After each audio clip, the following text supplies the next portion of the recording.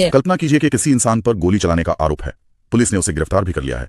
लेकिन मतलब इस पूरी कहानी में एक बहुत ही अजीब सी बात है। अजीब कैसे? अजीब ये कि पुलिस ने आज तक उस बंदूक को ना तो ढूंढा है, ना ही उसका आकार देखा है। अब सोचिए, बिना हथियार के कोई ये कैसे साबित करेगा कि गोली उसी बंदूक से चली थी? अरे ये तो मतलब किसी बहुत ही खराब सस्पेंस फिल्म की स्क्रिप्ट लग रही है। बिना मर्डर वेपन के केस कैसे बनेगा? बिल्कुल, सुनने में ये मजाक लगता है, लेकिन आज हमारे पास जो सरकारी दस्तावेज है ना, वो हकीकत में कुछ ऐसी ही कहानी बयां कर रहा है। आज की हमारी इस डीप डाइव चर्चा में हम एम्स यानी all India institute of medical sciences Bhopal की एक पोस्टमार्टम रिपोर्ट का विश्लेषण कर रहे हैं। ये रिपोर्ट त्विषा शर्मा की है ना, जो 33 साल की थी? हाँ, एकदम सही।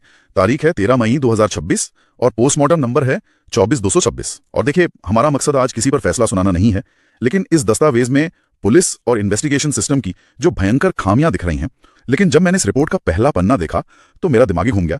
मतलब टाइमलाइन देखिए आप। रिपोर्ट कहती है कि डेड बॉडी 13 मई को रात 1:49 पर एम्स पहुंच गई थी। रात के करीब 2 बजे, ठीक है। हाँ, लेकिन जो इंक्वेस्ट पेपर्स होते हैं यानी पुलिस के शुरुआती कागजात, वो अस्पताल को दोपहर 12:03 पर मिलते हैं और ऑटोप्सी 12:50 पे शुरू होती है। मतलब शरीर लगभग 10 घंटे तक कोल्ड स्टोरेज में बिना किसी कागजी कार्रवाई के पड़ा रहा। बिल्कुल, 10 घंटे। क्या ये सिस्टम की घोर लापरवाही नहीं? अरे हाँ, पेज 8 का वो स्पेसिमेंस कलेक्टेड वाला सेक्शन, मैं जब उसे पढ़ रहा था तो मुझे अपनी आंखों पर यकीन नहीं हुआ। उसमें साफ लिखा है ना कि लिगेचर मटेरियल यानी वो फंदा या रस्सी वो वहां मौजूद ही नहीं था। हाँ, रिपोर्ट में साफ साफ अंग्रेजी में लिखा है, ligature material was neither present in Situ nor submitted by IO for examination by us. तो मेडिकल बोर्ड के लिए ये कंफर्म करना असंभव है कि ये निशान किस चीज से बने हैं। ये तो सिस्टम का एक भयानक फेलियर है, वही गायब है। और अदालत में डिफेंस इसी मिसिंग लिंक का फायदा उठाकर पूरी इन्वेस्टिगेशन को झूठा साबित कर सकता है। ये बहुत ही फ्रस्ट्रेटिंग है। कुल 7 अलग अलग चोटें हैं बॉडी पर। मैंने वो डायग्राम्स देखे हैं। गर्दन पर लाल खरोंचे हैं, बाएं हाथ और कोहनी के नीचे लाल रंग के कंट्यूजन्स हैं, मतलब गुम चोट। दाहिने हाथ की रिंग फिंगर पर चोट है और सिर पर लेफ्ट साइड में 2x2 सेंटीमीटर की चोट है। ये बहुत ही क्रिटिकल फाइंडिंग्स हैं। लेकिन रिपोर्ट में ने simple in nature possible by blunt force लिख दिया गया है। क्या पुलिस या सिस्टम इस ब्लंट फोर्स शब्द का इस्तेमाल करके मामले की गंभीरता को कम करने की कोशिश कर रहा है?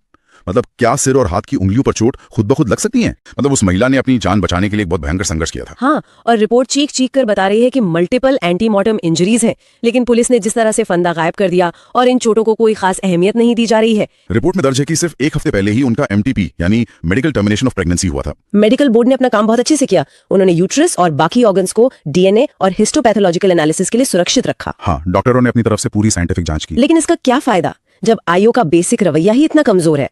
जब आप मेन सबूत यानी वो फंदा ही नहीं लाए तो डॉक्टरों की इस पूरी मेहनत पर पानी फिर जाता है। मतलब इमारत तो बहुत शानदार बना दी, लेकिन उसकी नींव ही गायब है। बिल्कुल। तो तस्वीर बहुत साफ और डरावनी है। मेडिकल बोर्ड ने बहुत डिटेल में अपनी फाइंडिंग्स लिखी, शरीर पर संघर्ष के निशान दर्ज किए, लेकिन हमारी पुलिस और इन्वेस्टिगेशन सिस्टम ने बेसिक प्रोटोकॉल्स की धज्जियां उड़ा दी। फंदा ना लाना और कागजी कार्यवाही में 10 घंटे की देरी, ये किसी भी एंगल से स्वीकार नहीं किया जा सकता। बिल्कुल नहीं। तो